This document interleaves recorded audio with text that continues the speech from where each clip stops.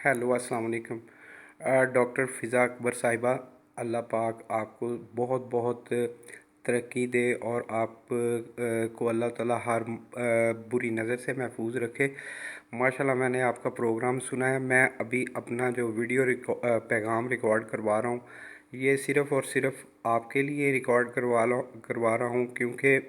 मुझे पता है कि आवाम पर आपकी इन बातों का कोई इतना खातर खा असर होने वाला नहीं है। आपने जिस अंदाज से प्रोग्राम में रियासत मदीना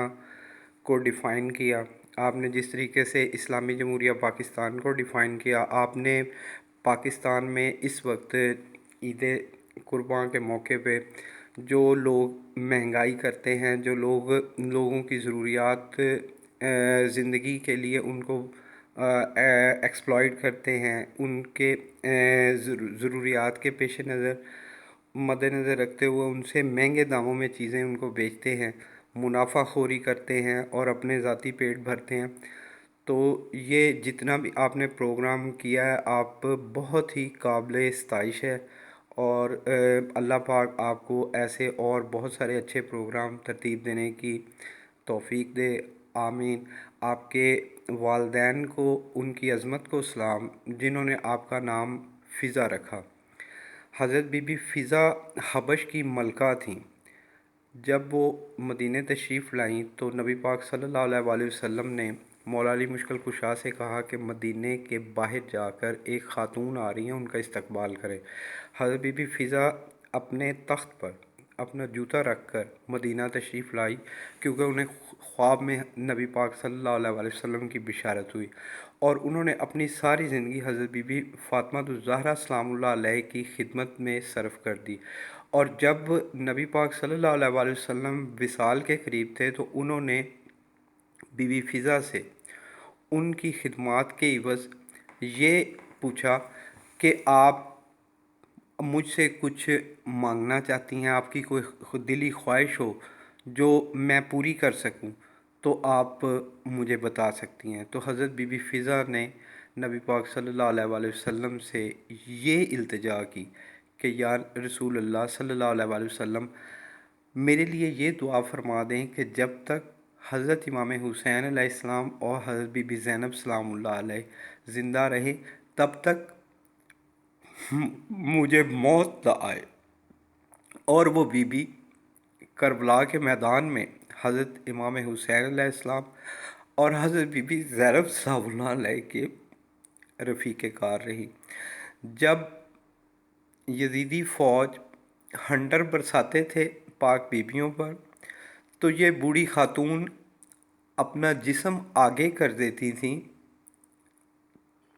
और उनको वो हंटर या छड़ी लगने से बचाती थी। यज़ीद के दरबार में जब हज़रत बीबी ज़ैनब सलामुल्लाह अलैहा ने तकरीर की, तो वहाँ पर एक बगावत बर्पा हो गई। जब बीबी फ़िज़ा सलामुल्लाह अलैहा ने चंद अल्फाज बोले कि वहाँ पे यज़ीद के दरबार में तकरीबन 5000 के करीब हबशी ग़ुलाम तैनात थे। तो जब हज़रत बीबी फ़िज़ा ने उन ग़ुलामों से मुखातब होकर इरशाद फरमाया, तो वो 5000 हबशी ग़ुलाम जो हैं उन्होंने अपनी तलवारें म्यान से निकाल ली। जब यज़ीद ने ये सारी सूरत हाल देखी, उसने कहा कि ये तो मेरे दरबार के अंदर एक अजीब जंग छिड़ने वाली है। तो उन्होंने फिर बीबियों को दोबारा ज़िंदान में कैद करवा दिया। तो ये थी उनकी दास्तान। बाकी ये है कि अल्लाह पाक आप पर उनका साया और पाक हस्तियों का साया कायम व दायम रखे। आपकी गुफ्तगू इस्लामी असूलों के मुताबिक आप जिस तरीके से इस्लाम को, पाकिस्तान को डिफ़ाइन करती है, वो काबिल सद इफ्तिखार है। अल्लाह पाक आपको ऐसे बहुत अच्छे प्रोग्राम तरतीब देने की और बहुत सी हिम्मत दे। आपको अल्लाह ताला बसीरत दे, आप तमाम इन लोगों की रहनुमाई कर सकें। आपने अपने प्रोग्राम में जिन महंगाई के मुतल्लिक़ जो गुफ्तगू की है कि टमाटर, प्याज, आलू वगैरह इनकी कीमतें बढ़ जाती हैं, ठीक है। تو اس سلسلے میں یہ لوگ قرآن پاک کو چھوڑ چکے ہیں، کیونکہ علامہ اقبال فرماتے ہیں کہ وہ زمانے میں معزز تھے مسلمان ہو کے، اور ہم خوار ہوئے تارک قرآن ہو کے۔ تو اگر ہم جس جگہ پہ قرآن پاک میں ارشاد آتا ہے کہ بنی اسرائیل پہ منا سلوہ اترتا تھا، بنی اسرائیل نے حضرت موسیٰ علیہ السلام سے کہا کہ اے موسیٰ، اپنے رب سے کہو کہ ہم ایک ہی طرح کے کھانے پہ اکتفا نہیں کر سکتے، تو ہمارے لیے زمین سے گیہوں، اناج، ککڑیاں وغیرہ اگائیں تاکہ ہم خود ہی پکائیں اور خود ہی کھائیں۔ تو اس پہ اللہ تعالیٰ نے ارشاد فرمایا کہ افسوس، یہ کیسی قوم ہے جن کو ہم پستی سے اٹھا کر بلندی کی طرف لانا چاہتے ہیں، تو انہوں نے اپنے لیے پستی کو قبول کیا، سو اس دن سے ہم نے ان پر ذلت مسلط کر دی۔ تو یہ اللہ تعالیٰ ارشاد فرما رہے ہیں اس قرآنی آیات میں۔ پھر ایک جگہ پہ آتا ہے سورۃ مرسلات میں کہ کلوا وتمتعوا قلیلا انکم مجرمون، کھاؤ اور اس دنیا کا تھوڑا فائدہ حاصل کر لو، بے شک تم مجرم ہو۔ اکثر ہم یہ بات سنتے ہیں کہ جب حضرت آدم اور اماں ہوا کو جنت سے نکالا گیا تو انہوں نے گندم کے پودا کھایا، ٹھیک ہے، وہ پودا گندم کا تھا، ٹھیک ہے، لیکن آج ہم دیکھیں تو آج ہم کتنی گندم اگا رہے ہیں اور کتنی کھا رہے ہیں، ٹھیک ہے۔ ایک سائنٹیفک اصول ہے تھرمو ڈائنامکس کا، میں ایکچولی ایک ریسرچر بھی ہوں، میں نے اس پہ ریسرچ کی ہے۔ جس طریقے سے کسی بھی کوئی گاڑی ہوتی ہے اس کا ایک اسپیسیفک فیول ہوتا ہے، ٹھیک ہے، جو جس سے وہ چلتی ہے، اسی طریقے سے جو انسانی وجود ہے اس کے لیے بھی قرآن پاک میں اللہ تعالیٰ نے ایک اسپیسیفک فیول ترتیب دے رکھا ہے، ٹھیک ہے، لیکن اس کا ابھی تک انسان کو کوئی ادراک نہیں ہے۔ میرا بنیادی مقصد یہی ہے، ہم لوگ کتنے اچھے کھانے کھاتے ہیں، کتنے لذیذ کھانے کھاتے ہیں، پھل کھاتے ہیں، سبزیاں کھاتے ہیں، اور آپ اس بات پہ بھی غور کریں کہ قرآن پاک میں پھلدار درختوں کا بار بار آپ کو ذکر ملے گا کہ جنت کی نشانیوں میں پھلدار درخت ہوں گے۔ ہم نے اپنے ملک کے اندر پھلدار درختوں کو کس قدر افزائش دی ہے، ٹھیک ہے، ہم فصلیں اگاتے ہیں، زمین سے فصل اگتی ہے جو پستی کی علامت ہے، اور جو ہم پھل توڑ کے کھاتے ہیں وہ درخت سے اوپر سے توڑ کے کھاتے ہیں، اس کی تاثیر بھی بلندی کی ہوتی ہے، ٹھیک ہے۔ تو آپ نے دیکھا ہوگا کہ اکثر جب لوگ بیمار پڑ جاتے ہیں تو ان کو مختلف جوسز، فروٹ وغیرہ کا ڈاکٹر مشورہ دیتے ہیں، یہ نہیں کہیں گے کہ آپ اس کو جو ہے نا یہ فلاں مثلاً کہ جو ان کو آپ گیہوں، اناج، یہ ککڑیاں وغیرہ جو ہم مختلف مسالہ جات، یہ وہ ان سب چیزوں سے وہ منع کرتے ہیں، ٹھیک ہے۔ تو پھل کھانے سے جو ہے وہ انرجی بہتر طور پہ ملتی ہے، ٹھیک ہے، اور ہم پھلدار درخت اتنے زیادہ کاشت نہیں کرتے۔ دوسری چیز یہ ہے کہ ہر چیز بلندی سے نیوان کی طرف آتی ہے، جو یہ تھرمو ڈائنامکس کا اصول ہے، وہ کہتا ہے کہ ہر چیز بلندی سے نیوان کی طرف آتی ہے، نیوان سے اونچان کی طرف جانے کے لیے یا تو تمہیں کوئی مشقت طلب کام کرنا پڑتا ہے یا تمہیں کسی خاص ایندھن کی ضرورت پیش ہوتی ہے، ٹھیک ہے۔ تو اس لیے ہمارا جو ایندھن ہے، وہ ہم جو ایندھن استعمال کر رہے ہیں، تو اس سے ہمیں کیا انرجی، کیا ہم اس سے بوڑھے نہیں ہوتے، کیا اس سے ہمارے دانت نہیں ٹوٹتے، کیا اس سے ہمارے بال سفید نہیں ہوتے، ٹھیک ہے، ہم لوگ بیماریوں کا بھی شکار ہو جاتے ہیں اور بالآخر ہم جو ہے ایکسپائر ہو جاتے ہیں، ٹھیک ہے، ایک بڑھاپا۔ تو اس کے متعلق بھی قرآن پاک میں آتا ہے کہ جب ہم ان کو عمر کے بدترین حصے کی طرف لوٹاتے ہیں، ٹھیک ہے۔ دوسری چیز یہ ہے کہ ایک جگہ پہ آتا ہے، کیا دن اور رات برابر ہو سکتے ہیں، کیا آنکھوں والا اور اندھا برابر ہو سکتے ہیں، کیا علم والا اور جاہل برابر ہو سکتے ہیں۔ تو یہ ایک الفاظ اور متضاد کا لامتناہی سلسلہ ہے، جس میں خوبصورتی، بدصورتی، جنت، جہنم، رحمان، شیطان، ٹھیک ہے۔ تو یہ سارا اللہ تعالیٰ نے ایک مکسچر گھول دیا ہے، جس میں ہر شخص کی جو ذمہ داری ہے وہ یہ ہے کہ وہ تمام پازیٹیو خصوصیات کا منبع بن جائے، مثلا وہ ایک جو اللہ کا بندہ بن جائے، جس کو ولی کہتے ہیں۔ ولی جو ہوتا ہے وہ نہ ہی بوڑھا ہوتا ہے، ولی جو ہوتا ہے نہ ہی بیمار ہوتا ہے، ولی جو ہوتا ہے نہ ہی وہ جاہل ہوتا ہے،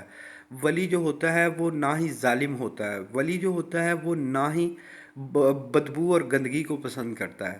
تو اس اگر ہم اپنے ماحول کا مشاہدہ کریں تو میں نے جو ذاتی طور پہ اسلام پہ اور قرآن پاک پہ ریسرچ کی ہے اس کے پوائنٹ آف ویو سے میں نے ایک پرورب لکھا ہے کہ بہترین جسمانی اور بہترین ماحولیاتی حالتوں کا حصول اسلام کی بنیادی ضرورت ہے۔ دوسرا ایک اور پرورب میں نے لکھا ہے کہ کائنات کی ہر چیز اپنے محور میں ہے ما سوائے انسانی وجود کے، انسانی وجود اپنے محور میں نہیں ہے۔ وہ اس وجہ سے کیونکہ جب نبی پاک صلی اللہ علیہ وسلم وصال کے قریب تھے تو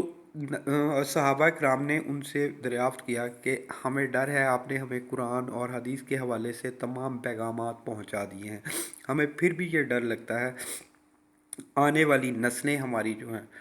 وہ گمراہ نہ ہو جائیں، آپ ہمیں ایسا کوئی مختصر اور جامع پیغام دیجئے تاکہ اس پر چلتے ہوئے تمام قومیں جو ہیں ہماری آنے والی نسلیں جو ہیں وہ راہ راست پر قائم و دائم رہیں۔ تو نبی پاک صلی اللہ علیہ وسلم نے انہیں ایک مختصر اور جامع پیغام یہ دیا تھا کہ جو تمہارے دونوں جبڑوں کے درمیان ہے اور جو تمہاری دونوں ڈانگوں کے درمیان ہے اس کی ضمانت تم ہمیں دے دو، جنت کی ضمانت ہم تمہیں دیتے ہیں۔ اس وقت اگر ہم معاشرے پر نظر دوڑائیں،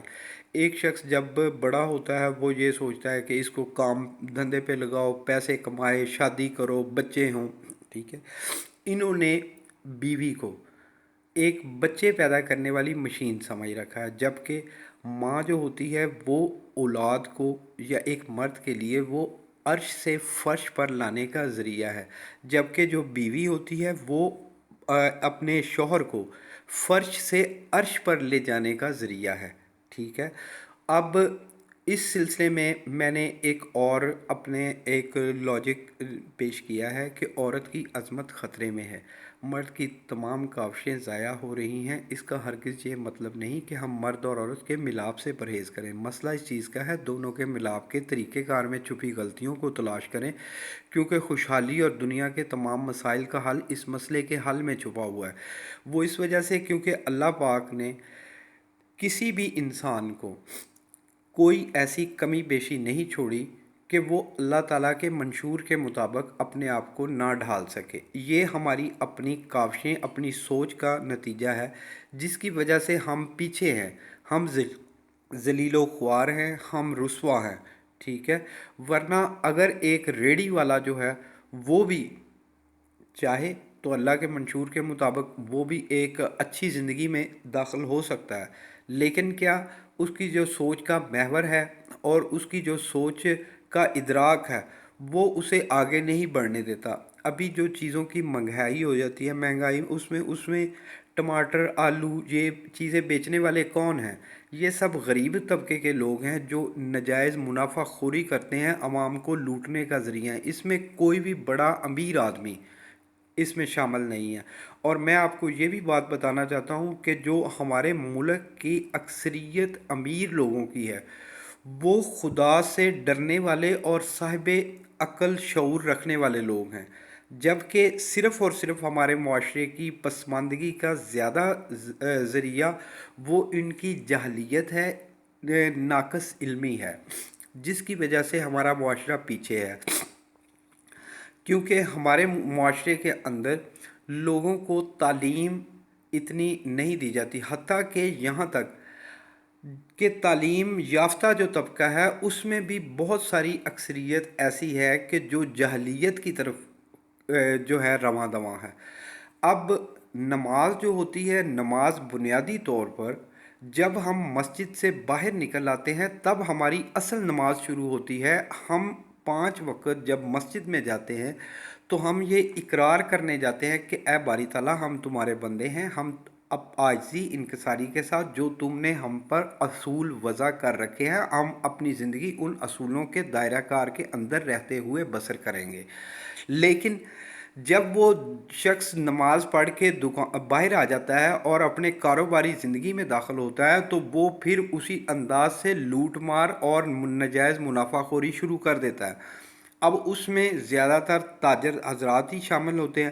جو عمرے کرتے ہیں، حجیں کرتے ہیں، زکاتیں دیتے ہیں، لیکن ان کا بنیادی مقصد صرف اور صرف خود نمائی ہوتا ہے،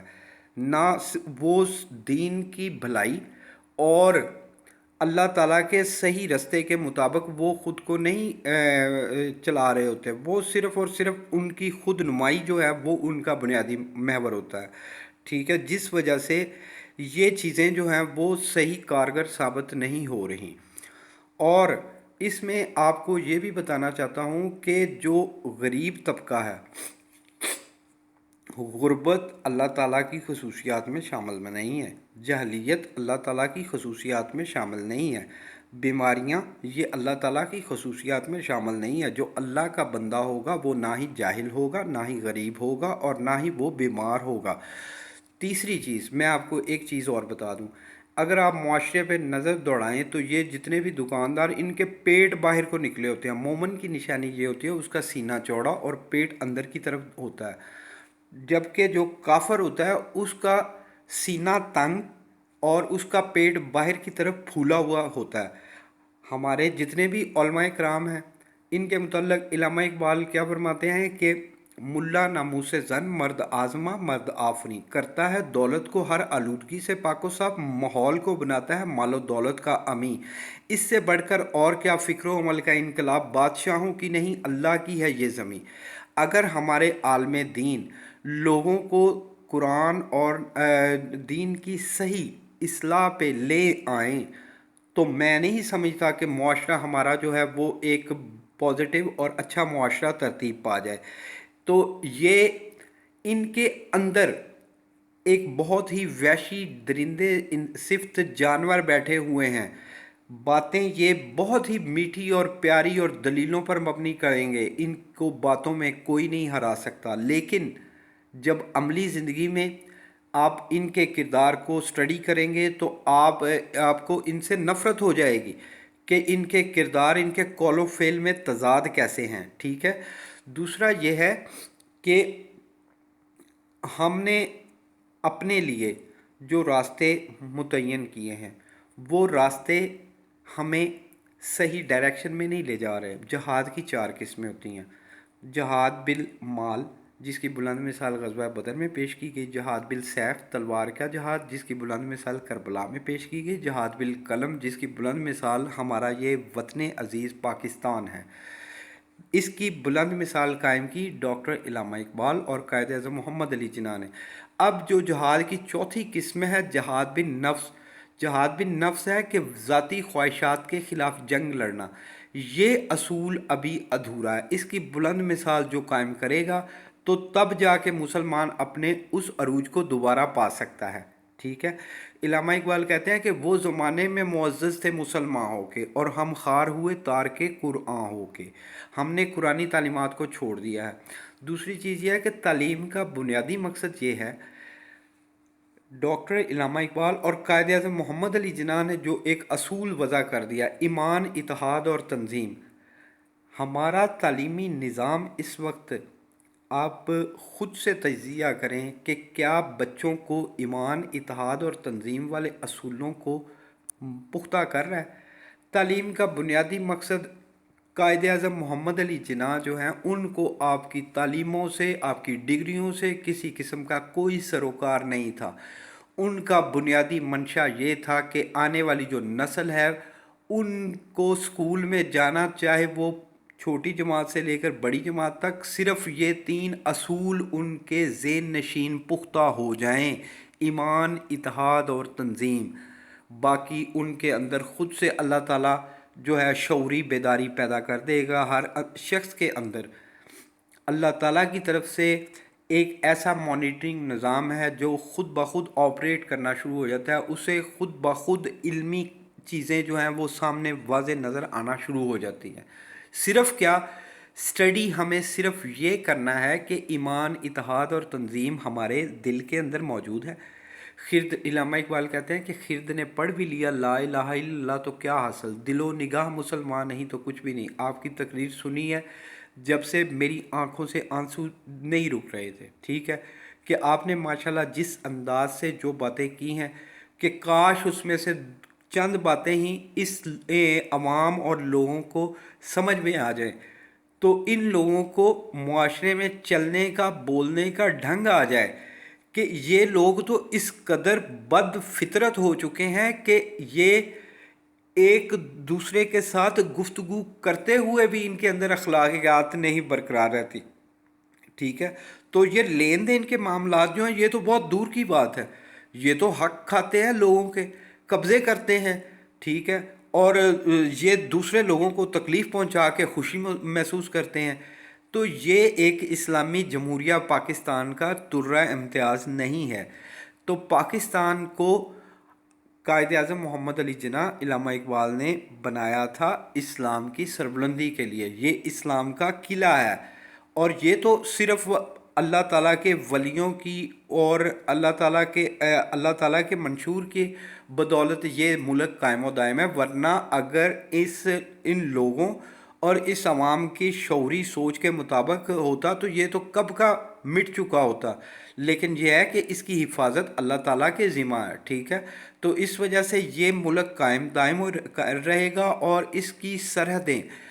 پوری دنیا میں پھیلیں گی، لیکن اس کے لیے ہمیں کچھ عرصہ انتظار کرنا پڑے گا۔ اللہ تعالیٰ سے مدد کی اپیل ہے کہ اللہ تعالیٰ اپنی خاص مدد کے ذریعے اس ملک کو